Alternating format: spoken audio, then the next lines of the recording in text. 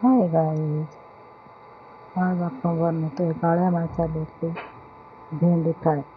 त्यासाठी आपण कढईत तेल टाकलेलं आहे. त्याच्यात जिरं आणि लसूण टाकून फ्राय केला. त्याच्यातच आपण काळा मसाला टाकत आहोत. तो पण आपण चांगला फ्राय करून घेऊ. त्याच्यातच पण मीठ आणि हळद पावडर टाकू आणि ते पण चांगलं आपण परतून घेऊया. थोडीशी लाल तिखट टाकू. सर्व मसाले एकत्र एकजीव करून भेंडी टाकू. भेंडी पण आपण चांगली परतून घेऊया. चांगलं एकजीव होईपर्यंत चांगले परतून घेऊया आणि नंतर आपण थोडं परत 5 मिनटं अशीच आपण फ्राय करू आणि परतीत राहू. एकसारखे परतून घेतल्याने चिकटपणा कमी होतो. त्यासाठी आपण परतायची असते किंवा खाली लागू नये. आता आपण वाफ काढून घेऊ. आता आपण 5 मिनटं वाफ काढून घेतलेली आहे आणि आता पुन्हा आपण एकदा परतीत राहू.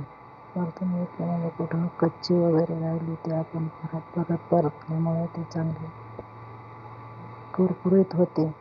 त्याच्यासाठी आपण परतीत राहू. हाय गाईस, आता भेंडी आपली खाण्यासाठी तयार आहे.